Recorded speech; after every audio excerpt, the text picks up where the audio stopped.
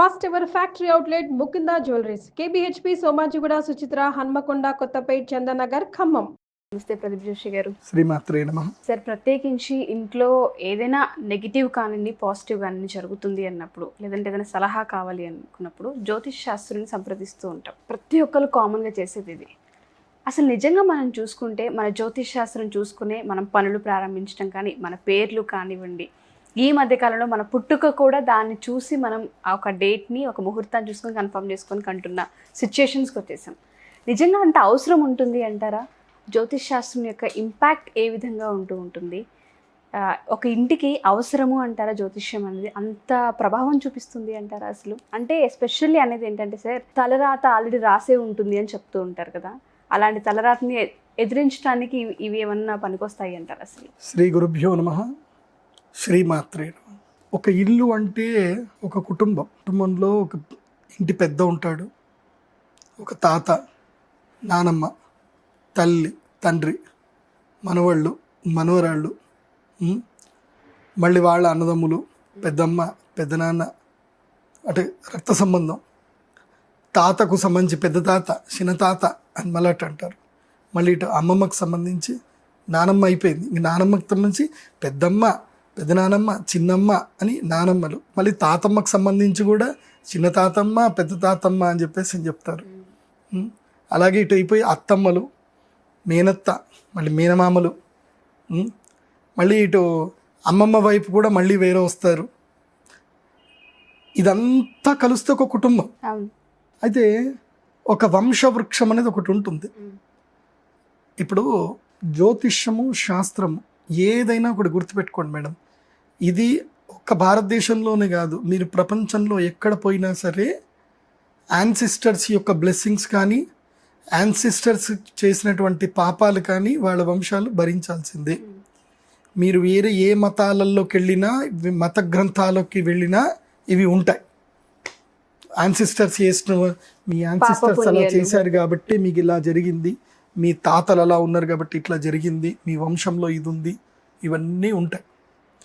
అందుకోసమనే ప్రతి కుటుంబము, ప్రతి ఒక్కరు కూడా కుటుంబానికి సంబంధించి వాళ్ళు ఒకే ఒక్క ఆస్ట్రాలజర్ని పట్టుకోవాలి, వాళ్ళ కుటుంబానికి సంబంధించి. అంటే ఆస్ట్రాలజర్కి వాళ్ళ వంశానికి, వీళ్ళ వంశానికి సంబంధించిన హిస్టరీ మొత్తం ఉండాలి. సో ఇప్పుడు బిగినింగ్ చేశారనుకోండి, ఇప్పుడు ఒక ఆస్ట్రాలజర్ని కన్సల్ట్ అయ్యారు, కూర్చోవాలి. వాళ్ళ తాత పేరు, వాళ్ళ నానమ్మ పేరు, వాళ్ళ పేరు, అంటే మెయిన్గా రక్త సంబంధం ఎక్కడైతే ఉంటుందో, అంటే ఫాదర్ తరఫు నుంచి మాత్రం 100% అన్నీ ఉండాలి, మదర్ తరఫు నుంచి అవసరం లేదు ఇంకా. Because she came from other family, ఇక్కడ ఉండిపోయింది, ఇంకా ఈ వంశాన్ని మోస్తాం కాబట్టి అంతే. సో ఈ DNA స్ట్రక్చర్ ఎట్లా నడుస్తుంది, అసలు తాత ఎట్లున్నాడు, ఏం కథ. ఇప్పుడు మనకి డిజిటలైజేషన్ కాబట్టి అందరు ఫోటోలు జాగ్రత్తగా దాచిపెట్టుకోవాలి, అందరికి సంబంధించిన జాతకాలు కూడా పెట్టుకోవాలి, అన్నీ కూడా కలిపి ఒక ఫైల్ చేసి పెట్టుకోవాలి. జాతకాలను చేసి నీట్గా ఫైల్ చేసి పెట్టుకోవాలి. మడత పెట్టకూడదు జాతకాలు, ఎప్పుడు మడత పెట్టకూడదు. మడతపడ్డ జాతకం మడతపడ్డ జీవితం అవుతుంది. జాతక పేపర్లు ఎప్పుడు కూడా మడత పెట్టకూడదు. అయితే స్ట్రైట్గా పెట్టాలి, లేకపోతే రౌండ్గా చుట్టు పెట్టాలి. మన వాళ్ళ పూర్వకాలంలో మడత పెట్టడం రాకపోయినా ఎట్లా పెట్టేవాళ్ళు, రౌండ్గా చుట్టి ఒక బొంగు లాంటి దాంట్లో పెట్టుకునేవాళ్ళు. లేదంటే తాళపత్ర గ్రంథాలు రాసి, తాళపత్ర గ్రంథాలు ఫోల్డ్ చేస్తారా? చెయ్యరు. సో ఫోల్డ్ చేయకూడదు, ఎప్పుడు కూడా జాతకం ఫోల్డ్ చేయకూడదు. అందుకోసం తిడతాను, నా దగ్గరికి ఎవరైనా జాతకం తీసుకొస్తారు, ఆ పేపర్ ఇట్లా పట్టుకొస్తారు, అది ఇట్లా ప్రాణం మీద ఇట్లా ఏదో సర్జరీ చేయాలి, ఫ్రాక్చర్లు అయిపోయినట్టు ఉంటుంది అనమాట. దాన్ని అతి జాగ్రత్తగా ఇట్లా తీసి చూసరికి ఆ మడత పెట్టిన దగ్గర అక్షరాలన్నీ మాయమైపోతాయి. అక్కడ తిడతాను నేను, ఇదా మీరు చూసుకునే పద్ధతి? ఇది మీ జాతకం అంటే మీ జీవితం, మీ ఐడెంటిటీ, నీకు భగవంతుడు ఇచ్చిన ఆధార్ కార్డు అది. దేవుడు ఒక ఆధార్ కార్డు ఇస్తాడు ప్రతి ఒక్కరికి, ఐడెంటిటీ, యూనిక్ ఐడెంటిటీ కార్డు. అది ఏంది? మన జాతకమే. మన జాతకం లేకపోతే మన జీవితమే లేదు. కాబట్టి జాతకం వేయించుకోండి. ఆ జాతకం వేయించుకున్న తర్వాత నీట్గా భద్రంగా లాకర్లో పెట్టుకోండి నీ జాతకాన్ని. జ్యోతిష్ శాస్త్ర పండితుడు కొన్ని నియమాలు చెప్తాడు, కొన్ని నీ జీవితం అంతా చెప్తాడు. ఇప్పుడు డిజిటల్లో ఇస్తున్నాం కాబట్టి, ఇప్పుడు నా దగ్గరికి ఎవరైనా వస్తారనుకోండి, 2116 రూపీస్ తీసుకోండి, వాళ్ళకి జాతకము దాదాపు 500 పేజీలకు పైగా జాతకం పంపించేస్తా. వాళ్ళకి డే టు డే రిపోర్ట్ ఉంటుంది. మళ్ళీ ఏ రోజుకి రోజు రిపోర్ట్ వస్తుంది. 100% అక్యురెంట్ కాదు కానీ అప్ టు 70% అయితే అక్యురెన్స్ ఉంటుంది మోస్ట్లీ. సో వాళ్ళకి డే టు డే రిపోర్ట్ వస్తుంది, ఈ టైంలో నీకు బాగుండదు, ఈ టైంలో నీ జీవితం లోపలికి ఒక శని లాంటి వాడు వస్తాడు అని ఉంటుంది. కథం అయిపోతుంది పని పసాక్ అంతే. సో కాబట్టి జాతకములో అన్నీ ఉంటాయి, అందుకోసమనే నీ జాతకం నా చేతిలో ఉందిరా అంటారు, అందుకోసమే అంటారు అయిపోయి. కాబట్టి నీ యూనిక్ ఐడెంటిటీని నువ్వు దాపెట్టుకోవాలి. ప్లస్ మీ ఇంట్లో ఏదైనా అన్ఎక్స్పెక్టెడ్ సిచ్యువేషన్ జరుగుతున్నాయి, అసలు అన్ఎక్స్పెక్టెడ్గా ఇప్పుడు ఒకళ్ళు చనిపోయారు అంటే కరెక్ట్గా 3 నెలలకి ఇంకోళ్ళు శాంతి లేసిపోతాయి. ఇది ఎక్కువగా వింటాం సార్ మనం. సో ఎప్పుడైనా ఇంట్లో అలా ఒక శాంతి లేవగానే ఇంకో శాంతి లేసింది అనుకోండి, యూ షుడ్ బీ అలర్ట్. తరచు మరణాలు సంభవిస్తాయి. యూ షుడ్ బీ అలర్ట్ అవ్వాలి. అలర్ట్ అవ్వకపోతే చేసేది ఏం లేదు. అప్పుడు అలర్ట్ అవ్వాలి. అలర్ట్ అయిన తర్వాత జ్యోతిష్ శాస్త్ర పండితుడిని కలవాలి. నేచర్ ఏం చేస్తుందంటే ఏదో ఒక రూపంలో ఎవరితోటో చెప్పిస్తుంది, పక్కా చెప్పిస్తుంది, అరే భయ్ నీ కొంచెం టైం బాగలేదు అని చెప్పిస్తుంది. వెంటనే వెళ్ళి వాళ్ళ ఇంటి జ్యోతిష్ శాస్త్ర పండితుడి దగ్గరికి వెళ్ళాలి. ఆ జ్యోతిష్ శాస్త్ర పండితుడికి అన్ని జ్ఞానాలు ఉండాలి, అన్నీ తెలిసి ఉండాలి, మంచి వాళ్ళు ఉండాలి, వాళ్ళ అనువంశికంగా జ్యోతిష్యమై ఉండాలి. మీ వంశానికి సంబంధించి అది ఇప్పుడు నేనున్నాను, మా నాన్నగారు జ్యోతిష పండితులే, మా తాత జ్యోతిష పండితులే. నా దగ్గర ఇప్పటికీ కొంతమంది దాదాపు ఒక 300-400 ఫ్యామిలీస్ ఉంటారు నాకు అండర్ కంట్రోల్. వాళ్ళందరి ఫైల్స్ నా దగ్గర ఉంటాయి. ఇప్పుడు నా దగ్గర వాళ్ళ దగ్గరికి ఏ ప్రాబ్లం వచ్చినా వాళ్ళు అన్ఎక్స్పెక్టెడ్గానే వాళ్ళ ప్రాబ్లం రాగానే వాళ్ళ ఫ్యామిలీ అందరూ కలిసి నా దగ్గరకు వచ్చేస్తారు. వచ్చి ఇక జాతర ఇక్కడ వచ్చి కూర్చుంటారు. ఇంకా ఎట్లా అవుతుంది అయ్యగారు ఏంటి అని అడుగుతారు. అప్పుడు ఫైల్ తీసుకురా అని చెప్తాను. నా దగ్గర ఫైల్స్ ఉంటాయి, వాళ్ళు తీసుకొచ్చి టక్కా చూసి వాళ్ళు ఏం చెప్పరు ఇంక మోస్ట్లీ, ఎవడికి మీ చిన్నోడికి దెబ్బ తాకిందా, వీడికి తాగలేదు, ఇప్పుడు వీడి టైం బాగలేదు అంటే అవును గురుగారు కరెక్టే అంటారు. సో ఆ ఫ్యామిలీ జాతకాలు మొత్తం మా దగ్గర ఉంటాయి. సో నా దగ్గర స్టోర్ ఉంటాయి కంప్లీట్గా, జాతకాలన్నీ కూడా ఫైల్ ఇట్లా చేస్తుంది ఉంటుంది. వాళ్ళ ఫైల్ నెంబర్ వాళ్ళు గుర్తుపెట్టుకోవాలి, రాగానే మా ఫైల్ నెంబర్ ఇదండి అంటే టికెట్ ఫైల్ నెంబర్ తీస్తామన్నమాట, జాతకం చెప్పేస్తాం. సో అట్లా ప్రతి ఒక్కళ్ళది ఫైల్ మెయింటైన్ చేసుకోవాలి. అట్లా అనువంశికంగా నీ వంశానికి మొత్తం అందరి జాతకాలు నీ దగ్గర ఉండాలి.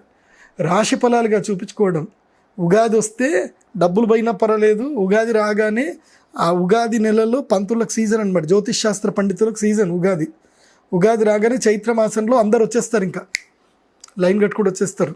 ఈ సంవత్సరం ఎట్లుంది నా జాతకం, ఈ సంవత్సరం జాతకం ఏంటి నాకు చెప్పండి, ఈ సంవత్సరం నాకు ఏ దశలు వస్తున్నాయి, ఏ అంతర్దశలు వస్తున్నాయి, ఈ సంవత్సరం నాకు గోచారం స్ట్రాంగ్ ఉందా, దశాంతర్దశలు స్ట్రాంగ్ ఉన్నాయా, సో నేను ఎలాంటి రెమెడీ చేసుకోవాలి, ఇవన్నీ అడిగి చాలా జాగ్రత్తగా ముందుకెళ్ళాలి. అలా ముందుకెళ్తే వంశము చాలా బాగుంటుంది, ఇంట్లో ఎవ్వరికి ఏ ప్రాబ్లమ్స్ రావు, అందరూ సంతోషంగా ఉంటారు.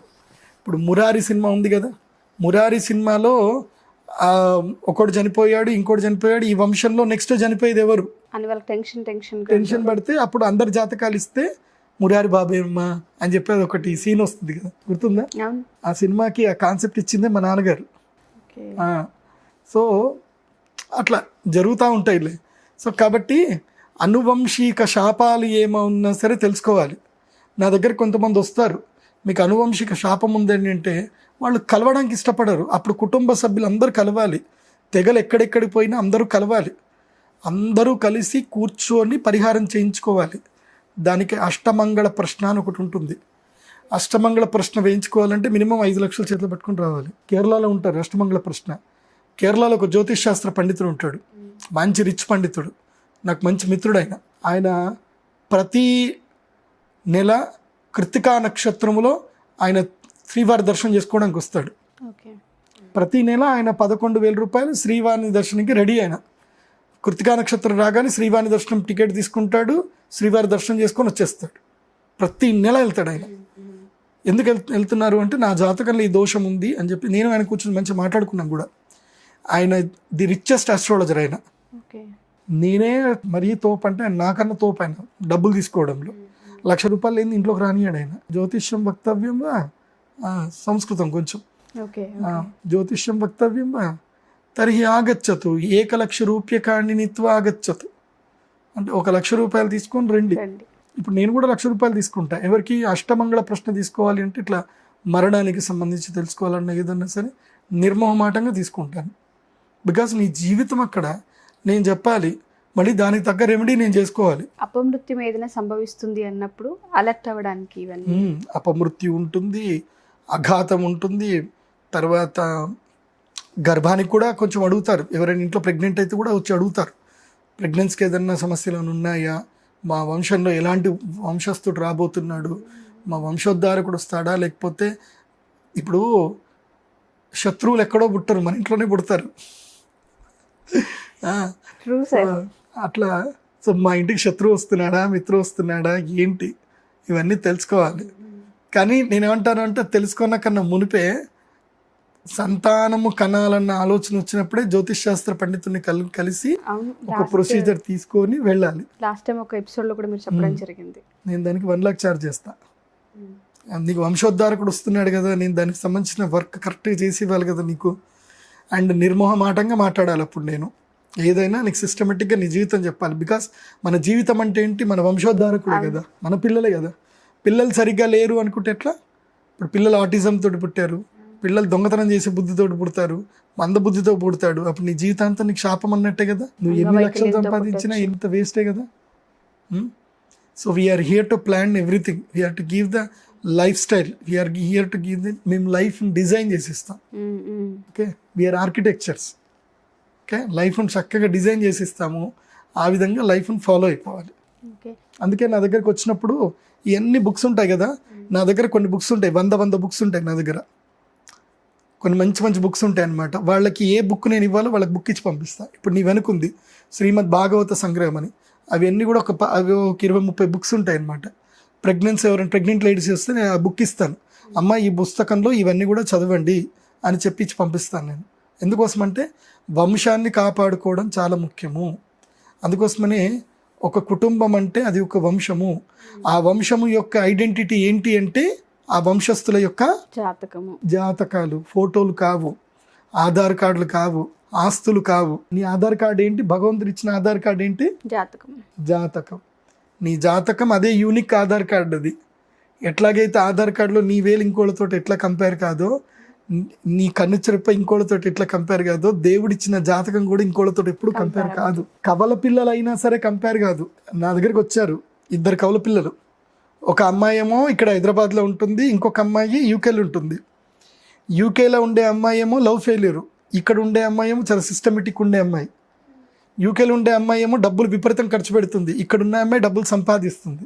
ఇద్దరూ ఒకేసారి పుట్టారు, 4 నిమిషాల తేడా. ఎంత ఇంపాక్ట్ చూపించింది? 4 కూడా కాదు, 2.5 నిమిషాల తేడా అంతే. జాతకం ఎంత మారిపోయింది. వాళ్ళ అమ్మన దగ్గరికి వచ్చింది, ఒక అమ్మాయి జాతకం చూపించుకోవడానికి వచ్చి ఫస్ట్ ఆ యూకే అమ్మాయి జాతకం చెప్పించుకుందామని వచ్చింది వాళ్ళ అమ్మ. వచ్చింది కాబట్టి ఈ అమ్మాయి జాతకం చెప్పించుకొని ఆ అమ్మాయి కూడా చెప్పండి గురువుగారు అని అంది. అయితే ఆ అమ్మాయి జాతకం ఫీజు కట్టాలమ్మా, ఇంకో 25,000 కట్టాలంటే, ఇద్దరు ఒక టైంలో పుట్టిన గురుగారు చెప్పండి అని అందనమాట. అంటే నేనన్నా ఒకే టైంలో పుట్టిన 2 జాతకాలమ్మా, దానికి ఫీజు కట్టాలి. ఒక జాతకం చెప్పడానికి 25,000, 2 జాతకాలు చెప్పాలంటే 50,000. ఒకవేళ ఫ్యామిలీ 4 ఉన్నారు అప్పుడు 75,000. 2 పిల్లలు ఉన్నారు కాబట్టి పిల్లలకి అంత పెద్దగా ఏమి ఉండదు కాబట్టి చిన్న కొన్ని చెప్పేసి పంపిస్తాం కాబట్టి 75,000. లేదంటే ఫ్యామిలీ మొత్తం చెప్పాలంటే పిల్లలు 14 ఏళ్ళు దాటితే మాత్రం పక్కా 25,000. సో అట్లా ఫీజు తీసుకొని వాళ్ళకు ఒక లైఫ్ అంతా డిజైన్ చేసి, వీడి ఇట్లాగే ఉంటాడు, వీడు ఇదే చేస్తాడు, వీడిని ఇక్కడ డిస్టర్బ్ చేయొద్దు. కొంతమంది చిన్న పిల్లల్ని ఏం చేస్తారంటే కావాలని డిస్టర్బ్ చేస్తారు, వీడు ఇట్లా కరెక్ట్ లేడని వాళ్ళకు అనుకుంటారు. అది కాదు. చేప పిల్లనే, కోతి పిల్లనే. చేప సెట్ ఎక్కదు, కోతి ఈదదు. సో వాడు చేపనా కోత ఏంది తెలుసుకోవాలి. సో వాడు కోతి అనుకుంటే కోతి లెక్కనే ఉండనివ్వాలి, వాడిని చేపని ప్రయత్నం చేయొద్దు. కాంప్లికేషన్స్ పెరిగే అవకాశం ఉంటుంది.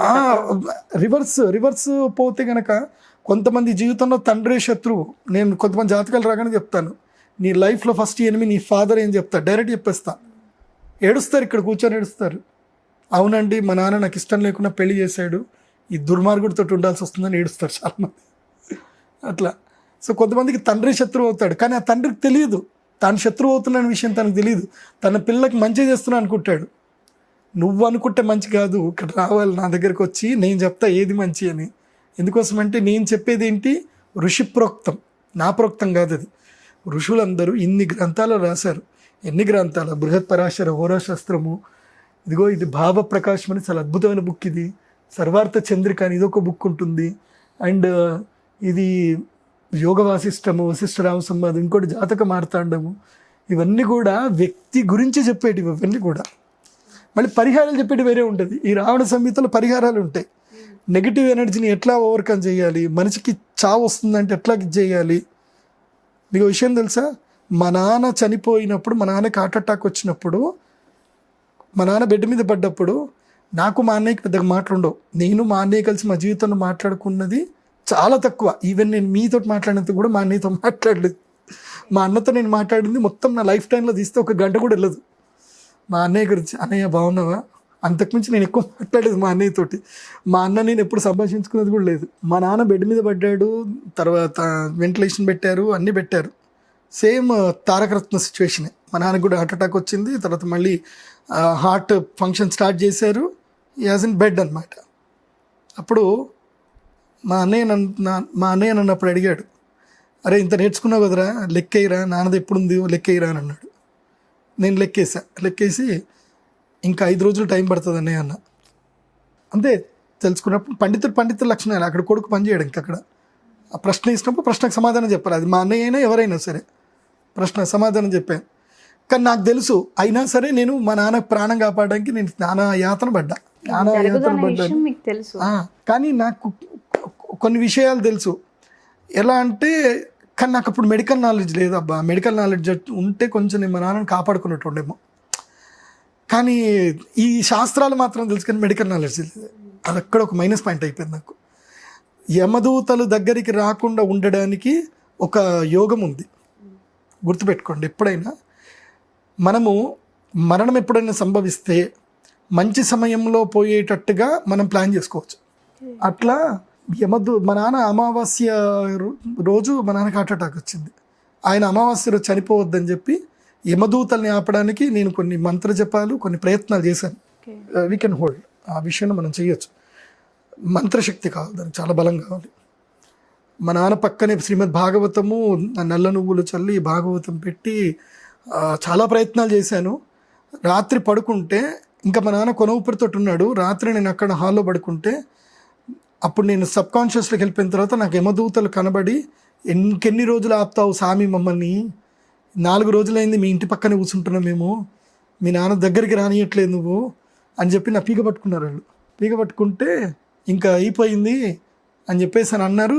తీరా చూసేసరికి, లేచేసరికి 5:30 అయింది. 5:30 అయ్యేసరికి ఏం చేయాలో అర్థం కాలేదు. తీరా చూస్తే మా నాన్నగారు అట్లాగే ఇంకా కొనుపుతోటి ఉన్నారు అక్కడ. అప్పుడు ఏం అర్థం కాలేదు. ఉన్నట్టుండి 2 వచ్చేసారు. ఒక ఆర్ఎంపీ డాక్టరు, ఒక కాంపౌండర్, 2 వచ్చారు. మా అన్నయ్య పిలిపించాడు.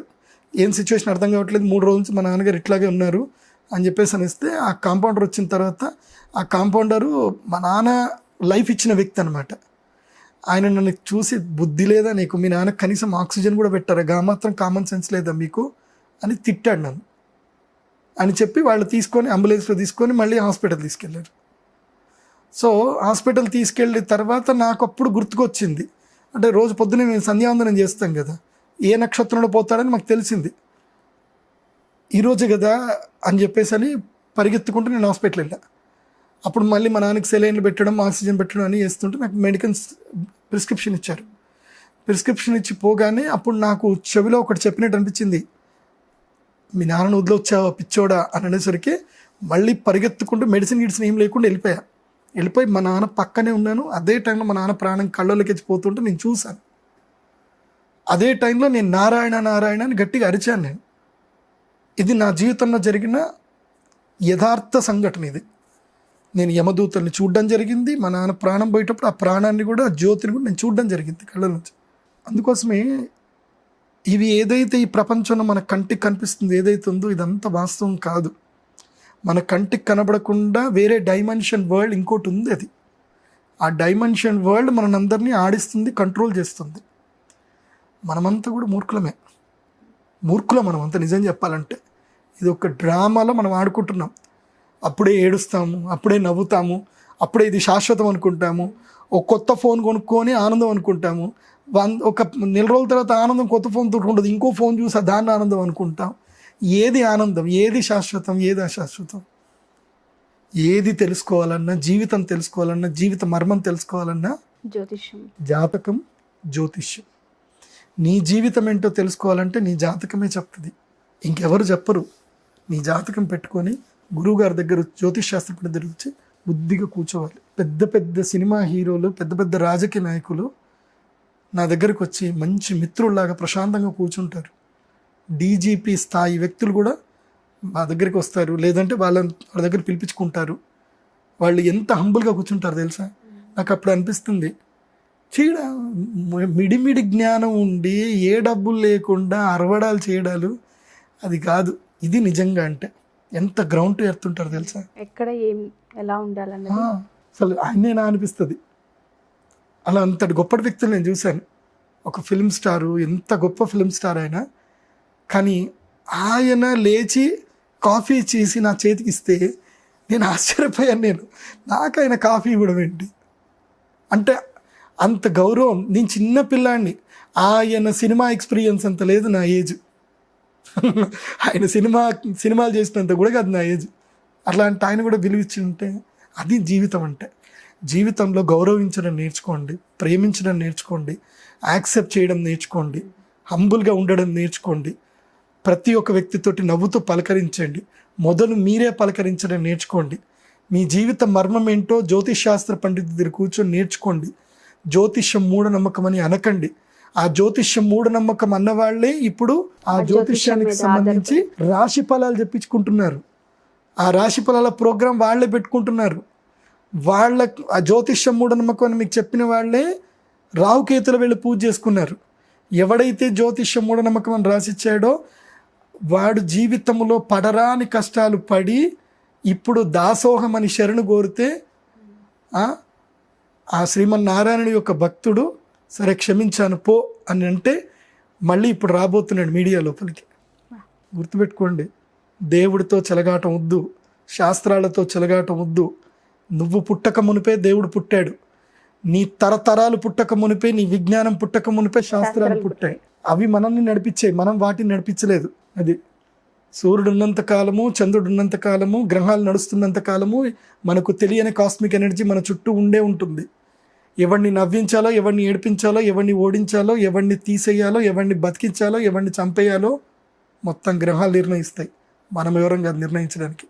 మనమంతా కూడా నిమిత్త మాత్రులం మాత్రమే. సార్ అసలు ఏం చెప్పాలో కూడా తెలియట్లేదు. నేను కూడా ఒకప్పుడు జాతకం మీద డిపెండ్ అయి ఉంటుందా, జాతకం ఒకసారి సరి చూసుకుంటే ఫ్యూచర్ ఇంకొంచెం మెరుగుపరుచుకోవచ్చు అనే స్కోప్ ఉంటుందా అన్నదానికి ఎక్కువ టైంని కూడా కేటాయించే వాళ్ళం కాదు. ఏముందిలే అన్న ధోరణిలో ఉండేవాళ్ళం. మీరు చెప్తుంటే ప్రతిదీ కూడాను అవకాశం ఉన్నప్పుడు ఎందుకు ఉపయోగించుకోకూడదు, అవకాశం ఉన్నప్పుడు ఎందుకు తెలుసుకోకూడదు అని అనిపిస్తుంది. జాతకం ఉన్న ఇంపార్టెన్స్ ఏంటో అర్థమవుతుంది. భార్యాభర్తల మధ్య కానివ్వండి, పిల్లలు పుట్టే విషయంలో కానివ్వండి, మిస్కమ్యూనికేషన్స్ కానివ్వండి, డివోర్స్ కానివ్వండి, ఏదైనా సరే ఒకటి మన ఇంట్లో నెగిటివ్ వైప్ జరుగుతుంది అన్నప్పుడు అలర్ట్ అయ్యే ప్రాసెస్లో మన జాతకం ఏంటి, మన పరిస్థితులు ఏంటి, మన స్థితిగతులు ఏంటి అని తెలుసుకోవడానికి ఇది ఒక కీలక పాత్ర పోషిస్తుంది అనేది చాలా క్లియర్గా చెప్పారు మీరు.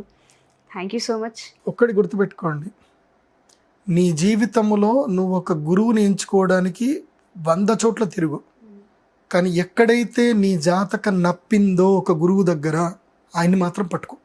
అది ప్రదీప్ జోషినే కాదు, అది ఎవరైనా కానివ్వండి. ఆయన దగ్గర నీ జాతకం కరెక్ట్ వచ్చిందని అంటే ఇక నువ్వు ఆయన కాళ్ళు పట్టుకొని అక్కడనే ఉండవు. ఇంకా నాది ఏమైనా పర్వాలేదు, ఇక గురుగారు మీరే చెప్పాలని కాళ్ళు పట్టుకోవాలి. ఇంకంతే, నప్పాలి, జాతకం నప్పాలి.